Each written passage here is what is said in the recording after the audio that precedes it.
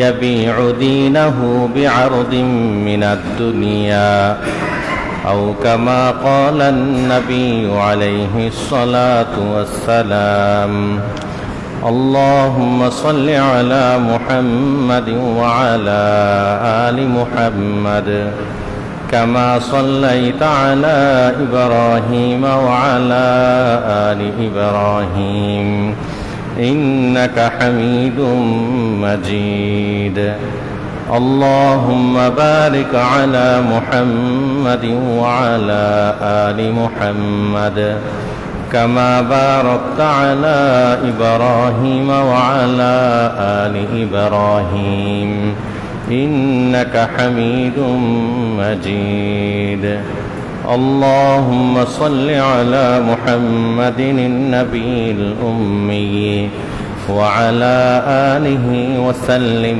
تسليما الحمد لله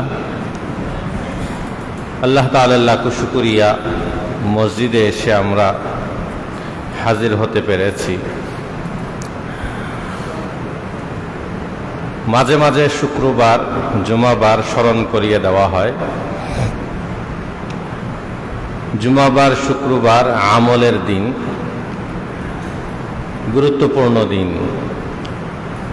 আল্লাহ তাআলা আমাদের জন্য বিশেষ কিছু আমল এই শুক্রবার জুমার দিন দিয়েছেন। তন্মধ্যে মসজিদে তাড়াতাড়ি আসা এটাও একটা শুক্রবারের গুরুত্বপূর্ণ আমল।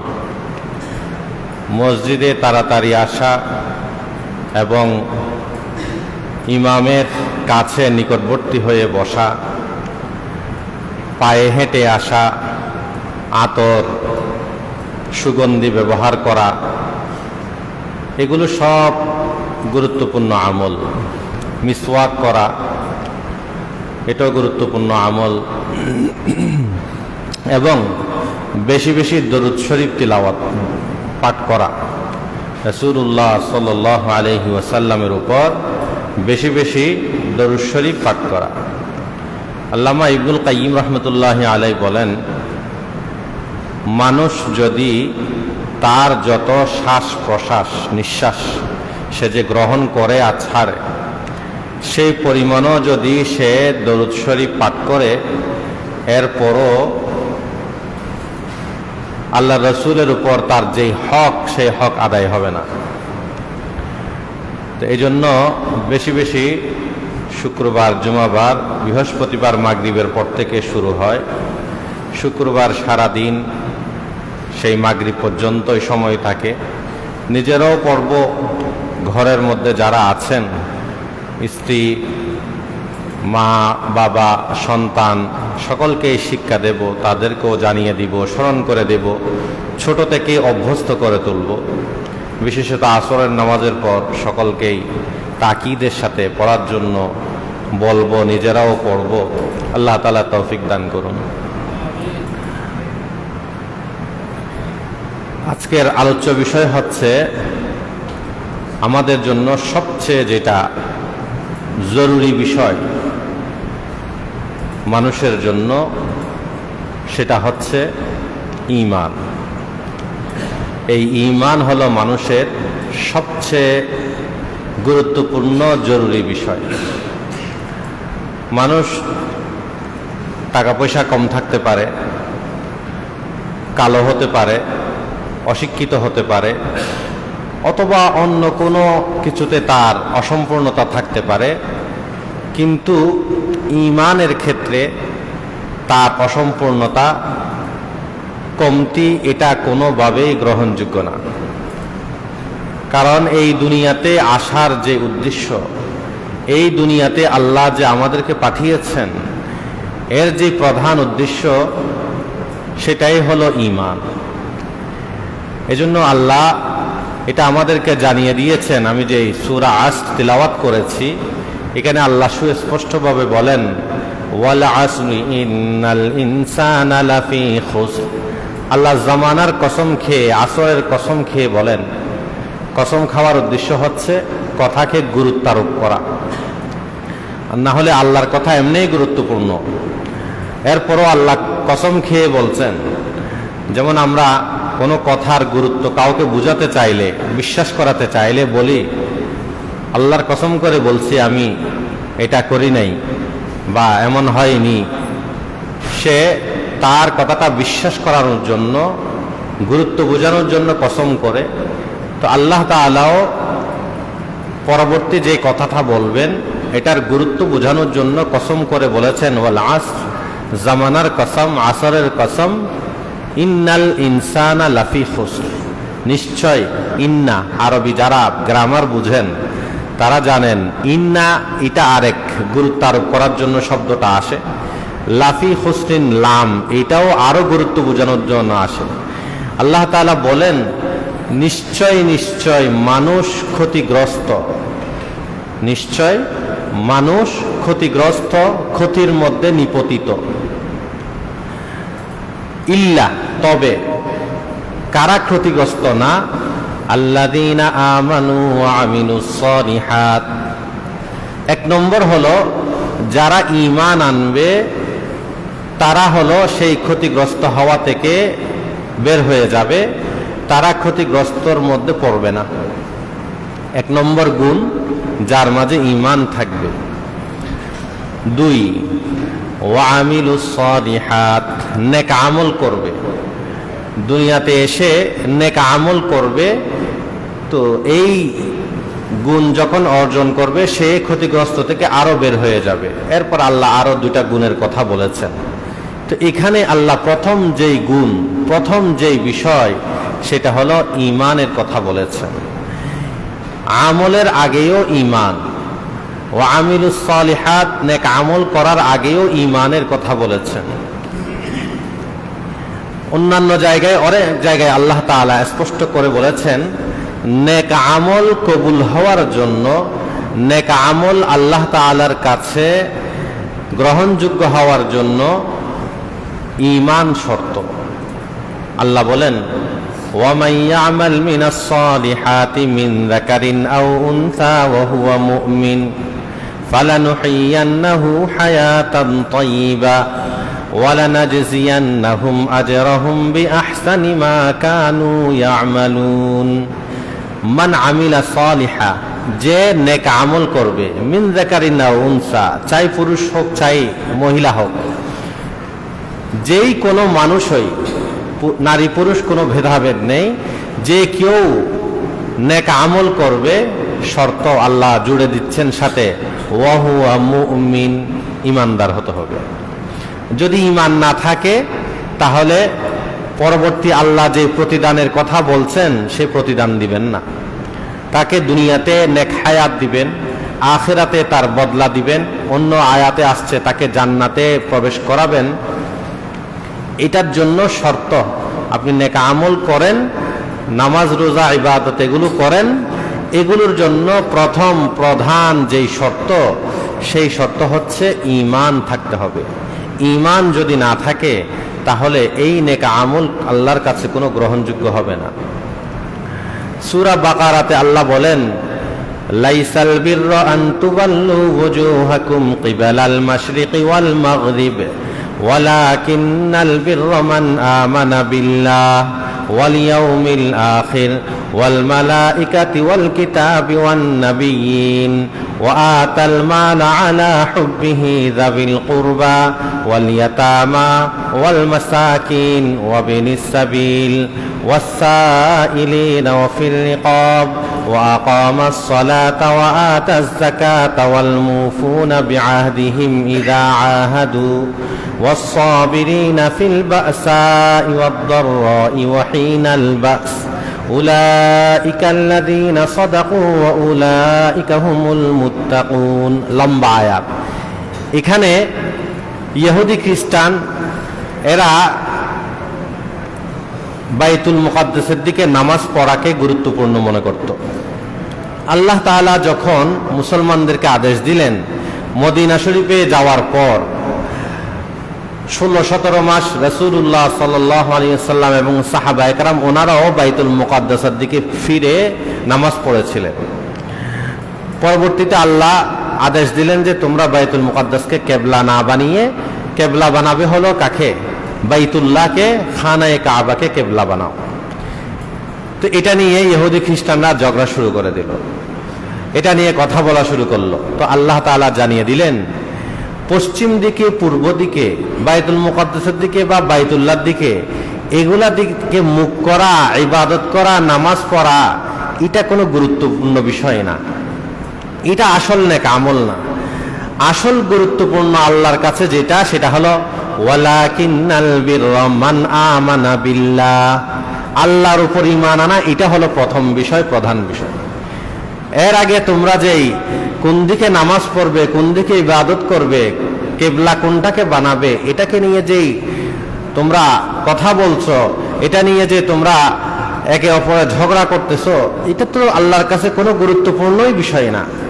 যেটা আল্লাহর কাছে বেশি গুরুত্বপূর্ণ, সর্বপ্রথম প্রধান বিষয়, সেটা হলো আল্লাহর ভাষায় মান আমানা বিল্লাহ, আল্লাহর উপর ঈমান আনা, এটা হলো প্রথম বিষয়। এরপর আরো অন্যান্য বিষয় আল্লাহ বলেছেন, ওয়াল ইয়াউমিল আখির, পরকালের উপর ঈমান আনা, ওয়াল মালাইকাতি ওয়াল কিতাবি ওয়ান নাবিয়িন, ফেরেশতার উপর, আল্লাহ যে সমস্ত কিতাব দিয়েছেন এগুলোর উপর, এবং যত নবী রাসূল পাঠিয়েছেন এগুলোর উপর ঈমান আনা, এগুলো হলো প্রথম প্রধান বিষয়। এরপর আল্লাহ কিছু আমলের কথা বলেছেন, ওয়াতাল মালা আলা হুব্বিহি যাবিল কুরবা, দান সদকা করা, আত্মীয় স্বজনকে দান সদকা করা, ফকির মিসকিনকে করা, নামাজ কায়েম করা, যাকাত দেওয়া, অন্যান্য যত আমল আছে এগুলোর কথা আল্লাহ পরে বলেছেন, আগে বলেছেন ঈমানের কথা। এজন্য ঈমান এটা হলো সবচেয়ে গুরুত্বপূর্ণ বিষয়। আমরা যদি সহজ ভাষায় বুঝাতে চাই, তাহলে একটা জিনিস খেয়াল করবেন, যে এটা আগেও বলেছি, এখনো আবার বলি সহজে বুঝার জন্য। আমরা যে অঙ্ক করি, অঙ্কের মধ্যে কি করি? 1 0 0 0 এইভাবে যুক্ত করি না? তাহলে 1-এর সাথে যদি 0 যোগ হয় কত হবে? 10। আরেকটা যুক্ত হলে 100, আরেকটা যুক্ত হলে 1000, এইভাবে বাড়তে থাকবে, ঠিক আছে? আচ্ছা, আপনি 1 2 3 4 9 পর্যন্ত কোনো কিছু দিলেন না, শুধু 0 0 0 0 1000 শূন্য বসালেন, এই শূন্যর কি মূল্য? কোনো মূল্য নেই। এই শূন্যর কোনো মূল্য নাই, দুনিয়াতে কেউ এই শূন্যের কোনো মূল্য দিবে না। এখানে যেমন তদ্রুপ ঈমান আর আমলটা হলো এই 1 আর 0-এর মতো। ঈমান হলো 1, ঈমান হলো সংখ্যা 1, এর সাথে আপনি যদি নামাজ পড়েন 10, রোজা রাখেন 100, হজ করেন 1000, কোরআন তিলাওয়াত করেন 10,000, এইভাবে বাড়তে থাকবে, মূল্য বাড়তে থাকবে। এখন আপনার ঈমান নাই, নামাজ, রোজা, হজ, যাকাত কোনো কিছু বাদ নাই। তো এটা হলো কিরকম? ওই যে একটা নাই, শূন্য দিতে দিতে দিতে ভরপুর করে ফেলেছেন। তো এই শূন্যর যেমন দুনিয়াতেও মূল্য নাই, আল্লাহর কাছেও এরকম কেউ যদি ঈমান ছাড়া নেক আমল করে, নামাজ রোজা পড়ে, তাহলে এগুলো আল্লাহর কাছে কোনো মূল্য হবে না। ঠিক আছে? প্রশ্ন হতে পারে, হুজুর আমরা নামাজ কালাম পড়তেছি, এত কিছু করতেছি, ঈমান নাই, এটা কোনো কথা হলো? এই ঈমানের কথা আমাদেরকে বলার কোনো কারণ আছে? আছে, সামনে বলবো, বুঝবেন কারণ কি। আগে একটা উদাহরণ দিয়ে দেই, তাহলে বিষয়টা পরিষ্কার হবে। এই যে আমাদের কাদিয়ানী সম্প্রদায় আছে এখানে চকবাজার লিখা মসজিদে আছে, দেখছেন? কাদিয়ানী সম্প্রদায়, বা তারা নিজেদেরকে বলে আহমদিয়া মুসলিম জামাত, ঠিক আছে? এই আহমদিয়া মুসলিম জামাত তাদেরকে নিজেরা দাবি করে, আমরা বলি কাদিয়ানী সম্প্রদায়। এরাও দেখবেন নামাজ পড়ে, এরাও দেখবেন কোরআন তিলাওয়াত করে, এরাও দেখবেন আরো অন্যান্য অনেক নেক আমল করে, হজও করতে যায়। কিন্তু আপনি বিশ্বাস করবেন, ওয়াল্লাহ বিল্লাহ, আল্লাহর কসম করে বলি, তাদের এই নামাজ, রোজা, হজ, যাকাত কোনো কিছুই আল্লাহর কাছে গ্রহণযোগ্য না। কারণ এদের ঈমানেই নাই। কারণ কি নাই? এদের ঈমানেই নাই। এখন এরা নামাজ পড়তেছে না, রোজা রাখতেছে না, হজ করতেছে না, তো এদের তো ঈমানেই নাই। ঈমান না থাকা সত্ত্বেও এরা নামাজ, রোজা, হজ এগুলা করতেছে, একেবারে নিঃসন্দেহে আল্লাহর কসম করে আপনিও যদি এদেরকে বেঈমান না মানেন, কাফের না মানেন, তাহলে আপনার ঈমানও থাকবে না। আপনাকেও বিশ্বাস করতে হবে এরা যে কাফের, এটা কাফের। এরা কাফের কেন অন্য সময় বলেছি, ঈমান নাই কেন সেটা অন্য সময় বলেছি। তাহলে আমাদের সমাজে উদাহরণ আছে কিনা, কেউ নামাজ পড়ে, রোজা রাখে, হজ করে, যাকাত দেয়, এরপরও তার মাঝে কি নাই, ঈমান নাই। ঠিক আছে, এই যে শিয়াদেরকে দেখেন, কি বিশাল পাগড়ি, কি বিশাল লম্বা দাড়ি, আরো কত কিছু তারা করে। এই শিয়াদের মধ্যেও অধিকাংশ হলো এরা, বিশেষ করে শিয়া ইসনা আশারিয়া যারা আছে, এরা কাফের, এদের ঈমান নাই। কারণ এরা মনে করে যে কোরআন আমাদের সামনে যেটা আছে, এই কোরআন হলো বিকৃত কোরআন, এটা সুরক্ষিত আল্লাহ রাসূলের উপর যেই কোরআন নাজিল হয়েছে সেই কোরআন না, এটা বিকৃত, অরক্ষিত, এটা কোরআন, এই ধরনের বিশ্বাস করে। আরো জঘন্যতম তাদের কি আছে, বিশ্বাস আছে, যেগুলোর কারণে তারা ঈমানের গণ্ডি থেকে বের হয়ে গেছে। তাহলে বোঝা গেল এরকম লম্বা দাড়ি আর সেই বিশাল পাগড়ি, জুব্বা, এগুলা দেখলেই যে ঈমানের আলামত তা না। ঈমান হলো সেটা একটা ভিন্ন বিষয়, সেটা আমি সামনে বলতেছি। ঈমান হলো ভিন্ন বিষয়, নামাজ রোজা পড়েও বেঈমান হতে পারে। আমাদের এখানেও বিভিন্ন মসজিদেও, অথবা যার নাম আব্দুল খালেক, আব্দুর রহমান, হাসান, এরকম সুন্দর সুন্দর নাম হতে পারে, কিন্তু মুসলমানের নাম হলেই যে সে মুসলমান, মুসলমানের ঘরে জন্ম নিলেই যে সে মুসলমান, এমন না। কারণ মুসলমানের ঘরে জন্ম নেওয়ার নাম না, মুসলিমের বংশধর হওয়ার নাম না, বরং মুসলমান হওয়ার জন্য, মুমিন হওয়ার জন্য নির্দিষ্ট কিছু শর্ত আছে। সেই শর্ত যখন তার মাঝে পাওয়া যাবে, তখন সে মুমিন মুসলমান হবে। চাই সে হিন্দুর ঘরে জন্ম হোক, চাই সে বৌদ্ধর ঘরে জন্ম হোক, চাই সে অন্য কোনো ধর্মাবলম্বীর ঘরে জন্ম হোক।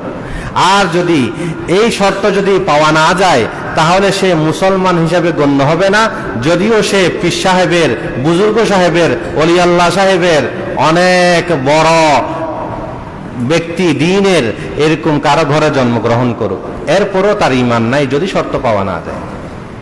আমি কথাটা বুঝাতে পারলাম? তাহলে মুমিন মুসলমান হওয়া, কোন ঘরে জন্ম নেওয়া, কারো বংশধর হওয়া, এটার সাথে শর্ত না। ঠিক আছে, আরেকটা উদাহরণ বলি। কেউ যদি বিএনপি হতে চায়, কেউ যদি আওয়ামী লীগ হতে চায়, অন্য কোনো দল হতে চায়, তার একটা শর্ত লাগবে না? নাকি যেই বংশে, যেই ঘরে জন্মগ্রহণ করবে সে ওই দলের হয়ে যাবে এমন? এরকম হলে তো অনেক সময় দেখা যায় বাপ হলো আওয়ামী লীগ, ছেলে হলো বিএনপি, দাদা হলো বিএনপি, নাতি হলো আওয়ামী লীগ, হয়েছে?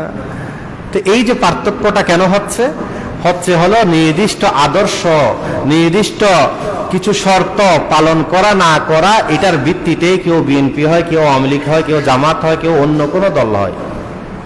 তদ্রূপ এই দুনিয়ার মাঝেও কেউ মুমিন মুসলমান হওয়া না হওয়া, এটা নির্ভর করবে, নির্দিষ্ট শর্ত আছে, নির্দিষ্ট আদর্শ আছে, দর্শন আছে, মতবাদ আছে, এগুলাকে কেউ পালন করলেই, মানলেই তখন সে মুমিন হবে, মুসলমান হবে। এটা যদি না মানে, তখন সে মুমিন মুসলমান হবে না। এজন্য আল্লাহ মানুষকে দুই ভাগে ভাগ করে দিয়েছে। সূরা তাগাবুনের শুরুতে আল্লাহ বলেন, হুয়াল্লাযী খালাকাকুম ফামিনকুম কাফিরুন ওয়া মিনকুম মুমিন। সেই আল্লাহ যিনি তোমাদেরকে সৃষ্টি করেছেন। তাহলে মানুষকে আল্লাহ সৃষ্টি করেছেন।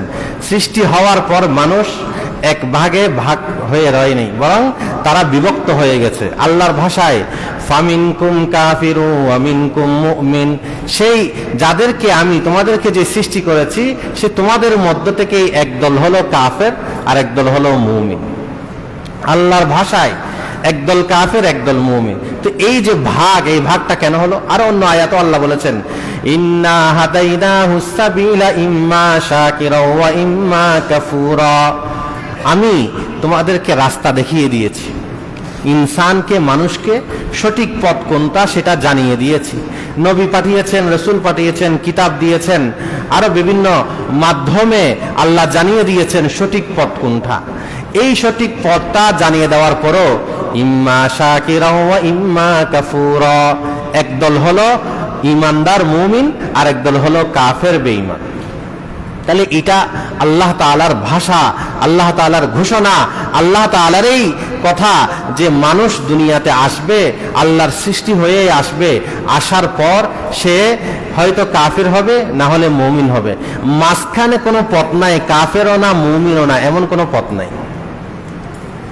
এমন কোনো পথ আছে? কেউ কাফেরও না, কেউ কি না মুমিন না, এই ধরনের কোনো পথ আল্লাহ তাআলা রাখেন নাই। কিছু ঈমান আছে, কিছু কুফরি আছে, এরকম কোনো ভাগ নাই। বরং সে মুমিন হলেই পরিপূর্ণ মুমিন, সে কাফের হলেই পরিপূর্ণ কাফের। এইভাবে কি হয়ে যাবে? ভাগ হয়ে যাবে। মাঝখানে আর কোনো ভাগ করার, আমরা ভাগে বিভক্ত হওয়ার কোনো সুযোগ আল্লাহ রাখেননি। এখন আমি আপনি জানা দরকার আমি কোন ভাগে। কারণ আমি তো বললাম যে কেউ নামাজ রোজা পড়েও কি হতে পারে? বেঈমান হতে পারে। আচ্ছা, এটা আমাদের সমাজে আছে এমন? এটা তো আল্লাহ রাসূলও বলে দিয়েছেন। সেই আল্লাহ রাসূল আজ থেকে 1400 বছর আগে বলে দিয়েছেন। সহিহ মুসলিম শরীফের হাদিসে আল্লাহ রাসূল বলেন, ক্বালা রাসূলুল্লাহ সাল্লাল্লাহু আলাইহি ওয়াসাল্লাম, ইয়াখরুজু কওমুম মিন উম্মতি ইয়াকরাউনাল কুরআন লাইসা কিরাআতুকুম ইলা কিরাআতিহিম বিশাইইন ওয়ালা সালাতুকুম ইলা সালাতিহিম বিশাইইন ওয়ালা সিয়ামুকুম ইলা সিয়ামিহিম বিশাইইন ইয়ামরুকুনা মিনাল ইসলামি কামা ইয়ামরুকুস সাহমু মিনার রামিয়া আও কামা ক্বালা নবী আলাইহিস সালাতু ওয়াস সালাম। আল্লাহ রাসূল বলেন, আমার উম্মতের মাঝে এমন এক দলের আবির্ভাব হবে, এমন কিছু লোকের দেখা মিলবে যারা ইয়াকরাউনাল কিতাবা, কোরআন তিলাওয়াত করবে, কিন্তু লাইসা কিরাআতুকুম ইলা কিরাআতিহিম বিশাইইন। সাহাবায়ে কেরামকে বলছে, তোমরা কি কোরআন তিলাওয়াত করো? এর তুলনায় যেই লোকরা আসবে ভবিষ্যতে, তাদের কোরআন তিলাওয়াত অনেক ভালো হবে, অনেক বেশি হবে। তোমরা সেই পরিমাণ ভালো করেও কোরআন তিলাওয়াত করতে পারো না, সেই পরিমাণ তোমরা বেশিও পড়তে পারো না, এরা এর চেয়ে আরো বেশি পড়বে, ভালোভাবে পড়বে। ওয়ালা সালাতুকুম ইলা সালাতিহিম বিশাইইন। আল্লাহ রাসূল বলেন, তাদের নামাজ অনেক বেশি হবে, অনেক ভালো হবে, তোমাদের নামাজও এত সুন্দর না, এত ভালো না। ওয়ালা সিয়ামুকুম ইলা সিয়ামিহিম বিশাইইন। তাদের রোজা এত বেশি ভালো হবে, এত বেশি পরিমাণ হবে, যেই পরিমাণ তোমাদের রোজা হবে না। আল্লাহ রাসূলের ভাষা, ঠিক আছে? এরকম আমাদের সমাজে আছে। কেউ বলে যে আমি দৈনিক 80 রাকাত, 200 রাকাত, এত রাকাত নামাজ পড়ি। কেউ 5 ওয়াক্তের জায়গায় 6 ওয়াক্তও নামাজ পড়েছেন। আরো কত ধরনের কথা আপনারা সমাজে শুনেছেন, শুনবেন। এগুলো হয়, এদের পরিমাণ অনেক বেশি। সাধারণ আলেম ওলামারাও সেই পরিমাণ নামাজ পড়তে পারে না, রোজা রাখতে পারে না, কোরআন তিলাওয়াত করতে পারে না। এরা এত বেশি পরিমাণ পড়ার দাবি করে, দৈনিক এত পারা তিলাওয়াত করে, এই ধরনের কথাও বলে। আল্লাহ রাসূল বলেন, ইয়ামরুকুনা মিনাল ইসলামি কামা ইয়ামরুকুস সাহমু মিনার রামিয়া। কেউ যদি গুলি করে, সহজ ভাষায় বোঝাচ্ছি আর কি, কেউ যদি গুলি করে, সেই গুলিটা মানুষের যেমন এই দিকে লাগলে পিছন দিকে কি হয়ে যায়? বের হয়ে যায়, ঠিক আছে? এই গুলি যেমন এইভাবে শরীরকে ভেদ করে পেছন দিয়ে বের হয়ে যায়, বলে তার ইসলামও এইভাবে তার থেকে বের হয়ে গেছে, সে বুঝতেই পারে না, বলতেও পারে না। ইয়ামরুকুনা মিনাল ইসলাম, সে ইসলাম থেকে বের হয়ে যাচ্ছে, যেভাবে গুলি ভেদ করে কি হয়ে যায়? বের হয়ে যায়, এইভাবে সে ইসলাম থেকে বের হয়ে গেছে। আল্লাহ রাসূলের ভাষা সেই আজ থেকে 1400 বছর আগে বলেছেন, ঠিক আছে? আরেকটা হাদিস বলি, আল্লাহ রাসূল বলেন, এটাও মুসলিম শরীফের হাদিস, হযরত আবু হুরায়রা রাদিয়াল্লাহু তাআলা আনহু বলেন, ক্বালা রাসূলুল্লাহ সাল্লাল্লাহু আলাইহি ওয়াসাল্লাম, বাদিরু বিল আমালি ফিতানান কাকিতাইল লাইলিল মুযলিম ইউসবিহু রাজুলু মুমিনান ওয়া ইউমসি কাফিরা আও ইউমসি মুমিনান ওয়া ইউসবিহু কাফিরা ইয়াবিউ দীনাহু বিআরদিন মিনাদ দুনিয়া। আল্লাহ রাসূল বলেন, এমন এক সময় আসবে যখন ইউসবিহু রাজুলু মুমিনান ওয়া ইউমসি কাফিরা, সকালবেলা মুমিন আর সন্ধ্যাবেলা হতে হতে কাফের। সকালবেলা মুমিন, সন্ধ্যাবেলা হতে হতে কাফের। আও ইউমসি মুমিনান ওয়া ইউসবিহু কাফিরা, অথবা সে সন্ধ্যাবেলা ছিল মুমিন, সকালবেলা হতে হতে কাফের হয়ে গেছে। উদ্দেশ্য এটা নয় যে সকাল আর সন্ধ্যা, বরং খুব অল্প সময়ে মানুষ ঈমান হারা হবে। সকাল সন্ধ্যার মাঝে যেমন খুব অল্প সময়, এরকম অল্প সময়ের মাঝেই মানুষ ঈমান হারা হবে। কেন? তার পিছনে বড় কারণ হলো ইয়াবিউ দীনাহু বিআরদিম মিনাদ দুনিয়া, সে তার দিনকে দুনিয়ার সামান্য কিছু পাওয়ার মোকাবেলায় বদলায় বিক্রি করে দিবে।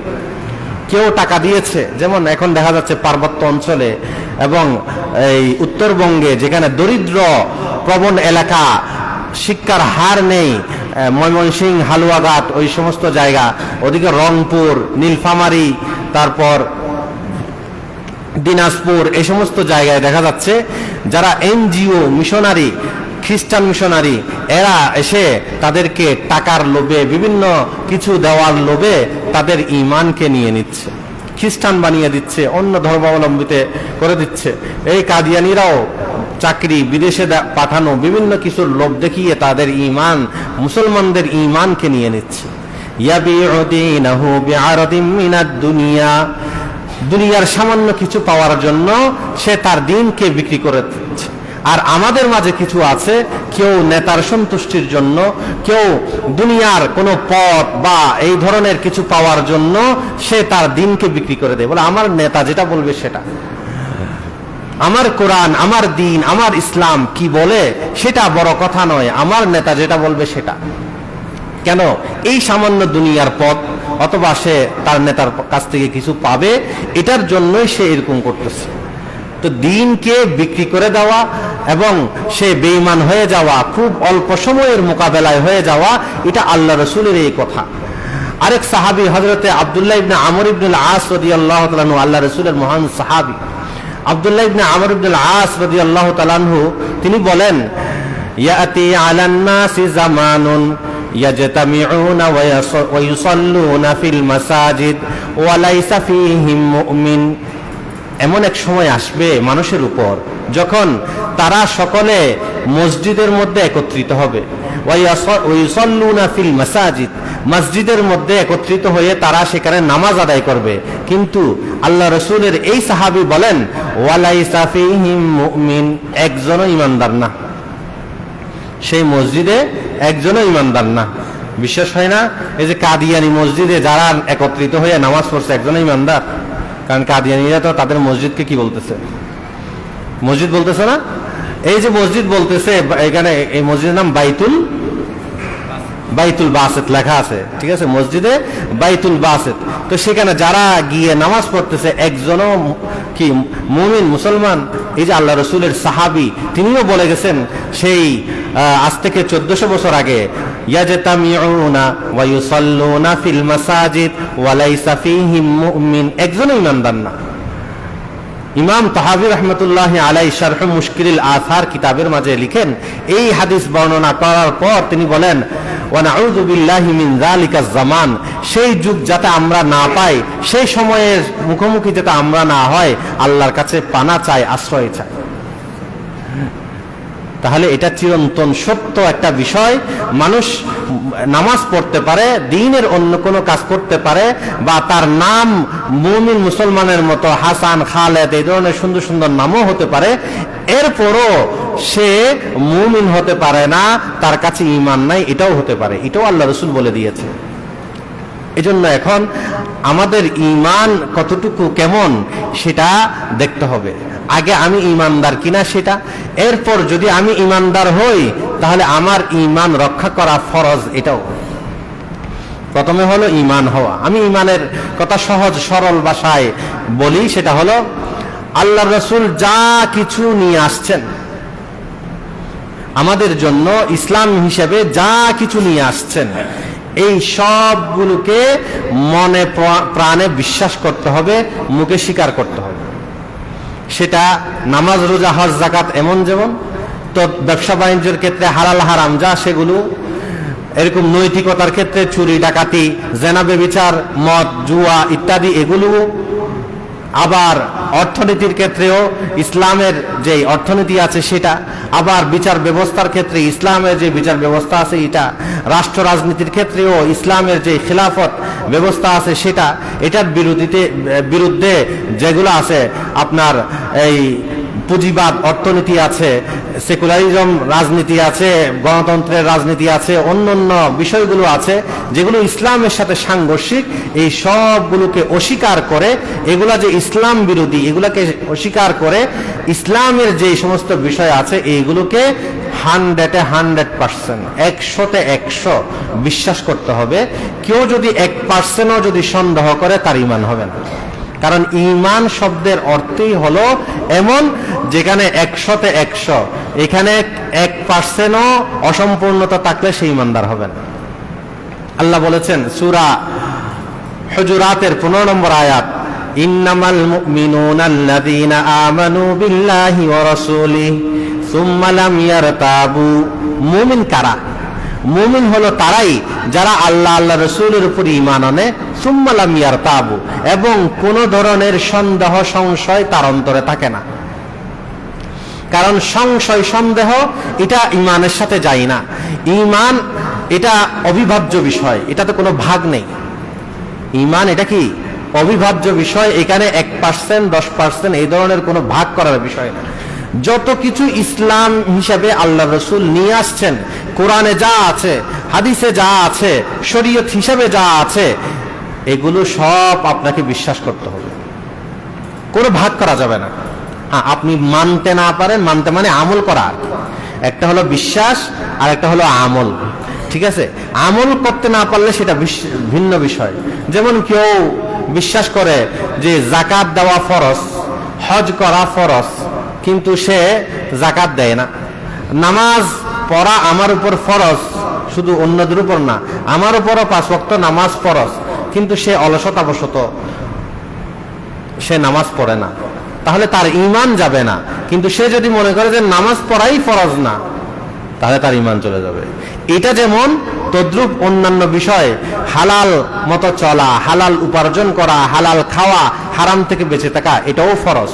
হ্যাঁ, কেউ যদি সুদ খায়, ঘুষ খায়, অন্যান্য দুর্নীতি করে, কিছু করে, কিন্তু সে যদি মনে করে সেটা আমি পাপ করতেছি, গুনাহ করেই মনে করেই করে, তাহলে তার ঈমান যাবে না, কিন্তু সে ফাসেক, সে গুনাহগার। কিন্তু সে যদি মনে করে যে না আমি সুদ খাচ্ছি, যে এটা হালাল, এইগুলো হুজুরদের কথা, কোরআন হাদিসের কথা, 1400 বছর আগের কথা, এইগুলো কি আর এখন আছে? এখন সুদের সিস্টেম ভিন্ন, সেই যুগে ছিল সুদের সিস্টেম ভিন্ন। এখন তো সুদ দেয় না, এখন তো ইন্টারেস্ট দেয়, এখন মুনাফা দেয়, এখন ইউজারি দেয়, এখন নামেই তো ভিন্ন। এরকম যদি মনে করে তাহলে তো তার ঈমানে থাকবে না। নাম পরিবর্তনের কারণে কোন জিনিসের মূল বিষয় পরিবর্তন হয় না। এখন কি মানুষ মদ খায়? এখন তো ইয়াবা খায়। এখন মানুষ মদ খায় না, কি খায়? ইয়াবা খায়, ফেন্সিডিল খায়, এই ধরনের নেশা যেগুলো খুব উন্নত মানের, এগুলো খায়। কিন্তু এই সেই মদের আধুনিক রূপ বা নাম ভিন্ন হলো এই ইয়াবা। কিন্তু এটাও যে হারাম, মদ যেমন হারাম এটাও হারাম, এটা বিশ্বাস করতে হবে। আপনার বিশ্বাসে যদি অসম্পূর্ণতা থাকে, আপনি যদি এটা বিশ্বাস না করেন, তাহলে আপনার ঈমান গেল। এরকম প্রতিটা বিষয়ে, ঠিক আছে? চোরে চুরি করলে ইসলামের বিধান হলো হাত কেটে ফেলা, এটার জন্য শর্ত আছে।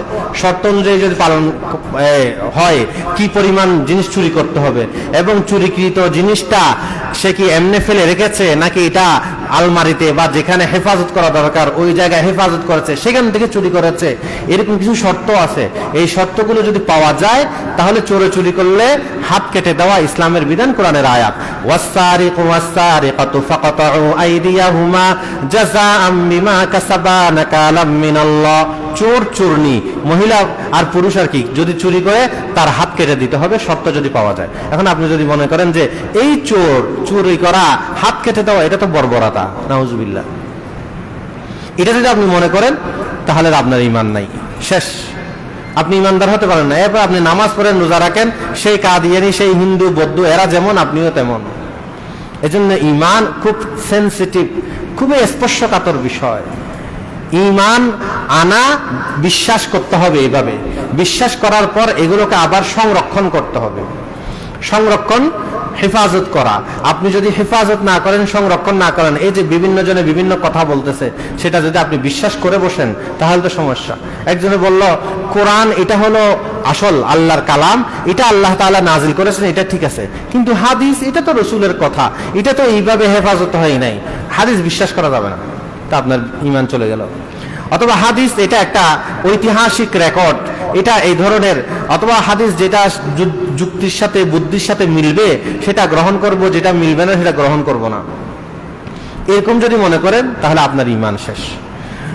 তাহলে ঈমান আনতেও হবে, শুধু মুসলমানের ঘরে জন্মগ্রহণ করলে হবে না, আপনার বংশ পরম্পরায় যদি মুসলিম হয় তাও হবে না, বরং আপনাকেই প্রত্যেককেই ঈমানের বিষয়গুলোকে জেনে পরিপূর্ণভাবে বিশ্বাস করতে হবে।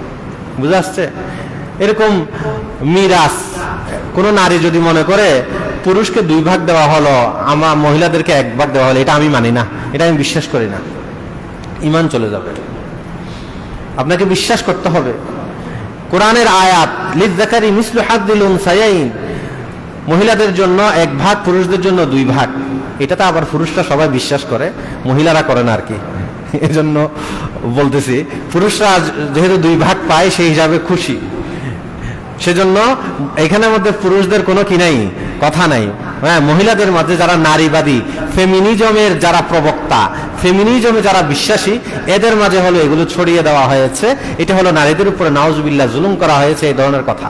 এরকম একাধিক বিবাহ, এগুলো সম্পর্কে একটা হলো ফ্যান্টাসি না, একাধিক বিবাহ যদি কারো প্রয়োজন হয় সে করবে, কিন্তু এটাকে অস্বীকার করা যাবে না।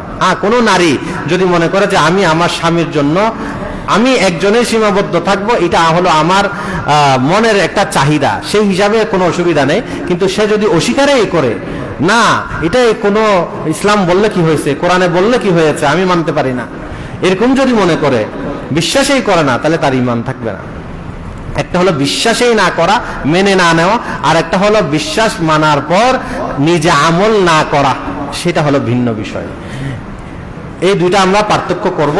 এই পার্থক্য করে ঈমান ইসলামের যত বিষয় আছে এই সবগুলোকে বিশ্বাস করতে হবে। আমি আরেকটা উদাহরণ দেই, কিছু উদাহরণ দিয়ে আপনার কাছে বিষয়টা পরিষ্কার হবে। ঈমান আর ঈমান থেকে বের হওয়া একটু বেশ কম আছে। ঈমানের জন্য সব কিছু লাগে, ইসলামের যত বিধান আছে, ইসলামের যত বার্তা আছে, দ্বীনের যত কথা আছে, বিষয় আছে, সবগুলোকে বিশ্বাস করতে হবে, সবগুলোকে একসাথে আনতে হবে। কিন্তু ঈমান থেকে বের হওয়ার জন্য, কুফর হওয়ার জন্য সবগুলোকে অবিশ্বাস করতে হবে না, সবগুলোকেই আপনাকে অস্বীকার করতে হবে না। যেই কোনো একটা কিছুকেই যদি আপনি অবিশ্বাস, অস্বীকার অথবা সন্দেহ পোষণ করেন, তাহলে ঈমান চলে যাবে। অবজ্ঞা করেন, ঈমান চলে যাবে। যেমন 1 গ্লাস পানি, 1 গ্লাস পানি, ওই পানি যদি আপনি গ্লাসের মধ্যে ভরপুর করে রাখতে চান, তাহলে গ্লাসটা সম্পূর্ণ কি হতে হবে? ভালো হতে হবে। কোথায়ও ছিদ্র, ফাটা থাকতে পারবে না, ঠিক আছে? তাহলে কোথায়ও যদি ছিদ্র না থাকে, ফাটা না থাকে, 1 গ্লাস বা একটা বালতি, সেখানে পানি যদি দিতে চান তাহলে পানিটা ভরপুর হবে। আচ্ছা বলেন, এই 1 বালতি পানি, এই 1 গ্লাস পানি থেকে পানি বের করার জন্য কি পরিমাণ ছিদ্র হতে হবে, কি পরিমাণ ফাটা হতে হবে? সামান্য একটু সুই পরিমাণ যদি ছিদ্র হয়ে যায়, তাহলে সেই ছিদ্র দিয়ে সব পানি বের হয়ে যাবে। সামান্য, ঠিক আছে? একটা বেলুন আকাশে উড়ার জন্য, ফুলার জন্য কি লাগবে? সব কানে ভালো থাকতে হবে। সব কানে ভালো থেকে আপনি যখন এটাকে ফু দিবেন সব কানে, তখন এটা ফুলবে, এটা উড়বে। আচ্ছা, এই এতগুলো বাতাস এখানে যে একসাথে জমা হয়েছে, একত্রিত হয়েছে, এখান থেকে যদি আপনি বাতাসগুলো বের করতে চান, কয়টা ছিদ্রর দরকার হবে? মাত্র একটা ছিদ্র। একটা আপনি সুই নিবেন, সুই দিয়ে একটা ছিদ্র দিবে করবেন, সাথে সাথে বাতাস সব বের হয়ে যাবে, ঠিক আছে? তো ঈমান আর কুফর বিষয়টা হলো এমন। ঈমানের জন্য ওই যে বেলুনের মধ্যে যেমন সবগুলো ঠিক থাকলে বাতাস হয়, এটা ফুলে থাকে, ইসলামের সব কিছু বিশ্বাস করলে আপনার ঈমান থাকবে। ওই বেলুনের মধ্যে যেমন একটা ছিদ্র হলে বাতাস আস্তে আস্তে বের হয়ে যায়, তদ্রূপ আপনার যদি একটা অবিশ্বাস করেন ইসলামের বিধান, একটা অস্বীকার করেন, এই যে বিসমিল্লাহ আছে না, বিসমিল্লাহ, বিসমিল্লাহর বাটাকে আপনি অস্বীকার করলেন, পুরা বিসমিল্লাহ না, বিসমিল্লাহির রহমানির রহিম আছে না, এটা কোরআন শরীফের আয়াত। তো এই বিসমিল্লাহর আপনি শুধু এই বা অস্বীকার করা, অস্বীকৃতি দেওয়া, অবজ্ঞা করা কিংবা সন্দেহ করা, এরকম যদি করেন, তাহলে এটা হলো আপনি আপনার ঈমানে সুই দিয়ে ছিদ্র করে দিলেন। ওই বেলুনের মধ্যে যেমন ছিদ্র করলে বাতাস বের হয়ে যাচ্ছে, তদ্রূপ আপনি এই বিসমিল্লাহর বাটা অস্বীকার করার মাধ্যমে আপনি ছিদ্র করে দিলেন। বুঝা যাচ্ছে কথা? কত বড় টায়ার, গাড়ির চাকা ঘুরতেছে না, টায়ার, সেই এত বড় টায়ারের উপর এত বড় গাড়ি কি হয়ে রয়েছে, হ্যাঁ, দাঁড়িয়ে রয়েছে, কত মজবুত, ঠিক আছে? হ্যাঁ, তো এই যে গাড়ির চাকাটা যে দাঁড়িয়ে রয়েছে, এই গাড়ির চাকাটা যে ভালো রয়েছে, সুন্দরভাবে চলতেছে, এখানে কোনো সমস্যা হচ্ছে না, ঠিক আছে? তো এই যে দাঁড়িয়ে থাকা, সুন্দরভাবে থাকা, ভালোভাবে থাকা কেন হয়েছে? সব ঠিক আছে এই জন্য। এটা হলো ঈমান। সব ঠিক থাকলে ঈমান হয়ে যাবে। আচ্ছা, এই গাড়ির চাকা ঘুরতেছে গিয়ে সামান্য গিয়ে একটা মোটা পিন কিংবা যে খোয়া পাথরের চিকন কোনো একটা কিছুতে লেগে যখন ঠাস করে ফেটে যায়, সেই চাকাটা কি হয়ে যায়? বাস্ট হয়ে যায়। তাহলে এই এত মজবুত একটা চাকা, এত মজবুত, এত বড় টায়ার, এত দামি একটা জিনিস, কিন্তু আপনি যখন এটাকে একটা খোয়া, একটা পাথরের মাথা দিয়ে যখন এখানে লাগলো, সাথে সাথেই শেষ। তো ঈমান হলো আসলে, ঈমান এত হালকা না, টুঙ্কু না, ঈমান মজবুত। আপনি নামাজ পড়তেছেন না, রোজা রাখতেছেন না, হজ করতেছেন না, যাকাত দিচ্ছেন না, আরো অন্যান্য কোনো বিধান পালন করতেছেন না, এরপরও আপনার ঈমান আছে। ঈমান চলে যাবে না, কিন্তু অসম্পূর্ণ আর কি, পরিপূর্ণ না, আপনার ঈমান আছে, কিন্তু আপনি এগুলো কোনো কিছু না, সব ঠিকই করতেছেন, একটা বিসমিল্লাহর বাকে অস্বীকার করলেন, ওই সাথে সাথে এত বড় টায়ারে যে একটা পাথর লাগলো, পাথরের মাথায় যেমন ফুটে গেল, এটা যেমন ভাস্ট হয়ে গেল, আপনার ঈমান চলে গেল। এখন দেখেন সমাজে বা প্রত্যেকে চিন্তা করে দেখি, আমি ইসলামের সকল বিধানকে এইভাবে বিশ্বাস করে কিনা, মানে কিনা, গ্রহণ করেছি কিনা, নাকি আমি কোনোটাকে অস্বীকার করতেছি, কোনোটাকে মানতেছি না। আরো বড় বিষয় হলো, অনেকে আছে কোন গুনাহ করে, কিন্তু গুনাহকে বৈধ মনে করে, হালাল মনে করে, এটাও ঈমান চলে যাবে। কেউ যদি কোনো গুনাহ করে, সে জেনা করতেছে, সে মদ খাচ্ছে, সে সুদ খাচ্ছে, সে ঘুষ খাচ্ছে, অন্য কোনো পাপ করতেছে, এটাকে যদি সে মনে করে যে আমি এটা করতেছি, যে এটা বৈধ, এগুলো হুজুরদের কথা, এগুলো বানানো কথা, এত কিছু নাই, ঠিক আছে? আল্লাহরে বিশ্বাস করি, এটা তো হয়ে গেছে আর কি। নামাজ কালাম পড়া দরকার, মাঝে মধ্যে যাই, খাতকা দেখলে, জানাজা দেখলে দাঁড়াই, এগুলো আর কি। এরকম যদি থাকে তাহলে আপনারও ঈমান নাই। এজন্য ঈমান খুব সেনসিটিভ, গুরুত্বপূর্ণ বিষয়। এটা চলে যাওয়ার জন্য আহামারি কিছু লাগবে না। ওই একটা পিন যেমন লাগলে কি হয়ে যায়, সব হাওয়া বের হয়ে যায়, ওরকম আপনি যদি একটা অস্বীকার, অবিশ্বাস, অবজ্ঞা, সন্দেহ, এই সন্দেহ রোগ, এটা অনেক বেশি আমাদের মাঝে। সন্দেহ রোগ অনেকের কাছে আছে, বিশেষ করে ইংরেজি শিক্ষিত, জেনারেল শিক্ষিত যারা কলেজ ভার্সিটিতে পড়ে, তাদেরকে এমন কিছু শিক্ষা দেওয়া হয় যেগুলো তাদের মাথার মগজে ঢুকিয়ে দেওয়া হয়েছে, যার কারণে ইসলামের অনেক বিধান সম্পর্কে তারা সন্দেহ পোষণ করে তারা ঈমান হারা হয়ে যায়। এজন্য হাকিমুল উম্মত আশরাফ আলী থানভী রহমতুল্লাহ আলাই, ওনার একটা কিতাব আছে ইসলামী শাদী, ইসলামী বিবাহ। সেই বিবাহ কিতাবের মাঝে তিনি লিখেছেন, বলেছেন যে আগে এক সময় বিবাহের আগে দেখা হতো পাত্র নেককার কিনা, বদকার কিনা, এটা মানে সে ভালো না খারাপ, চরিত্রবান কিনা, ভালো কিনা, এগুলো যাচাই বাছাই করা হতো মেয়ে বিবাহ দেওয়ার জন্য। থানভী এই যুগের মানুষ না, উনি আজ থেকে মারা গেছেন 85 বছর হয়ে গেছে, সেই আরো প্রায় 90 বছর আগের কথা বলতেছি। উনি লিখেছেন যে আগে বলে ইয়ে দেখা যায় কে মর্দ বদকার হ্যায় ইয়া নেককার, পুরুষ স্বামী, হবু স্বামী, সে কি নেককার না বদকার। এখন সেই যুগ চলে গেছে, এখন দেখা দরকার হলো সেই পুরুষটা মর্দ মুমিন হ্যায় ইয়া কাফের। নেককার বদকার দেখার আগে দেখো সে আসলে ইমানদার কিনা, কাফের কিনা। কেন? কারণ ওনার যুগে উনি দেখেছেন, এমন দেখা যাচ্ছে জেনারেল লাইনে অনেক ছেলেরা পড়ালেখা করে তাদের মাথায় এমন কিছু ঢুকিয়ে দেওয়া হচ্ছে, যার কারণে ওই ছেলেদের ঈমান চলে যাচ্ছে, আর তার সাথে মুসলিম রমণী মেয়েদেরকে বিবাহ দেওয়া হচ্ছে। এটা তো ওই যুগে নারী শিক্ষার হার কম ছিল, এই জন্য তিনি পুরুষের কথা বলেছেন। কিন্তু এখন তো নারী শিক্ষার হার যেহেতু বেড়েছে, নারীরাও কলেজ ভার্সিটিতে পড়তেছে, তারাও তো এগুলো এখন শিখতেছে। তো এখন দুই পক্ষেরই দেখা দরকার, আসলেই নারীর ঈমান আছে কিনা এটাও দেখা দরকার, উনি ফেমিনিজমে বিশ্বাসী কিনা এটা দেখা দরকার, পুরুষদেরকেও দেখা দরকার যে সে আসলে ঈমানদার কিনা। আজ থেকে 90 বছর আগের কথা। আল্লামা আনোয়ার শাহ কাশ্মীরি রহমতুল্লাহ আলাইহি উনি আরো আগে 100 বছর আগে ইন্তিকাল করেছেন। তিনি বলেছেন, আমরা যে জেনারেল শিক্ষিত লাইনের লোক যারা আছে এদেরকে যে মুমিন মুসলমান বলি এদের বাহ্যিক বেশভূষা দেখে বলি, কিন্তু এদের ভিতরগত যেই বিশ্বাস তারা লালন করে এগুলো যদি জানি তাহলে তাদেরকে মুমিন বলাটাই কি হয়ে যায়, মুশকিল হয়ে যায়, অসম্ভব হয়ে যায়। এজন্য ফতোয়া শামি গ্রন্থে আমাদের কাছে অনেকের কাছে পরিচিত, আমরা ফতোয়া শামি, এটা হানাফি ফতোয়ার বড় একটি গ্রন্থ। এই গ্রন্থে ইবনে আবিদিন শামি রহমতুল্লাহ আলাই, তিনিও আজ থেকে 250 বছর আগে ইন্তিকাল করেছেন। তিনি লিখেছেন যে লা শাক্কা ফি ফরজিয়াতি আলফাজিল মুহাররামা ওয়াল মুকাফফিরা, একজন মুমিনের জন্য, পুরুষের জন্য, নারীর জন্য, প্রত্যেকের জন্য ফরজ হলো কোন কোন কারণে, কোন কোন বিষয়ে মানুষের ঈমান চলে যায়, ঈমান হারা হয়ে যায়, এটার শিক্ষা গ্রহণ করা, এটার ইলম অর্জন করা, জ্ঞান অর্জন করা।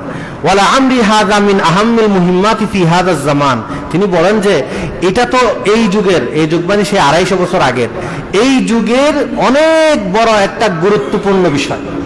এরপর তিনি বলেন ওয়াল ইহতিয়াতু আন ইউজাদ্দিদাল জাহিলু ঈমানাহু কুল্লা ইয়াউম, বলে যাদের কাছে ইলম কালাম নাই, যারা এই সমস্ত বিষয় বুঝে না, এদের জন্য উচিত হলো প্রতিদিন নিজের ঈমানকে নবায়ন করা, প্রতিদিন নিজের ঈমানকে কি করবে, নবায়ন করবে। ওয়ায়ুজাদ্দিদ নিকাহা ইমরাতিহি, এবং সে তার স্ত্রীর সাথে বিবাহকেও নবায়ন করবে। ফি কুল্লি শাহরিন মাররাতান আও মাররাতাইন, প্রতি মাসে একবার অথবা 2 বার। কেন? কারণ মহিলাদের তো এই সম্পর্কে জ্ঞান একেবারেই কম, তারা এমন কথা বলে, এমন কিছু শুনে বিশ্বাস করে বসে, ফলে দেখা যায় যে ওদের ঈমান চলে গেছে। এখন আপনার ঈমান আছে, তো একজন কাফেরের সাথে একজন ঈমানদারের সাথে বিবাহ ঠিক থাকে না, কোনো কাফেরের সাথে কোনো মুমিনের সাথে কি হয় না, ঈমান বিবাহ হয় না, বিবাহ ঠিক থাকে না। তো এই জন্য যাতে বিবাহ ঠিক থাকে, এই জন্য বলতেছে বিবাহটাও নবায়ন করবে মাসে 1 বার বা 2 বার। ফতোয়ায়ে শামির শুরুতে মুকদ্দমাতে ইবনে আবিদিন শামি রহমতুল্লাহ আলাইহি এগুলো লিখেছেন, আরো অনেকে লিখেছেন। এজন্য আমরা এটাকে হালকা মনে করি, শুধু বাস আমি মুমিন নাম ধারণ করলাম, মুসলমান নাম ধারণ করলাম, অথবা আমার নাম খালেদ, আমার নাম হাসান, আমার নাম রাশেদ, আমার নাম আব্দুর রহমান, এরকম সুন্দর সুন্দর নাম ধারণ করলাম, বংশে জন্মগ্রহণ করলাম, আর আমি যা কিছু করি না কেন আমার আর ঈমান যাবে না, এরকম মনে করে। এরকম বাস্তব দেখছি আমি। গত বছরও আমাদের এইখানের এক নেতা ছিল, উনি হিন্দুদের অনুষ্ঠানে গিয়ে বলেছেন যে আমাদের ঈমান অনেক মজবুত, অনেক শক্ত, যে কোনোখানে গেলেই ঈমান চলে যায় না। ওনাদের ঈমান অনেক মজবুত, অনেক শক্ত, যে কোনোভাবে কি চলে যায় না, ঈমান চলে যায় না। এইগুলো মুসলমানদের ছেলেরাই এখন বলতেছে, বিশ্বাস করতেছে। এজন্য আপনার নামাজ, রোজা, হজ, যাকাত এত কষ্ট করে ইবাদত করতেছেন, এই ইবাদত আল্লাহর কাছে গ্রহণযোগ্য হবে যদি আপনার ঈমান থাকে। এই ঈমান নতুন করে নবায়ন করা মানে আবার নতুন করে কালেমা পড়ে আপনি বিশ্বাস করবেন ইসলামের সকল বিষয় আমি বিশ্বাস করি এবং মানার জন্য আমি চেষ্টা করব। হ্যাঁ, মানতে না পারলে আল্লাহর কাছে তওবা করব। এটা হলো নিয়ম একজন মুমিনের। আল্লাহ তাআলা আমাদের সকলকে বুঝার, মানার তৌফিক দান করুন। ওয়া আখিরু দাওয়ানা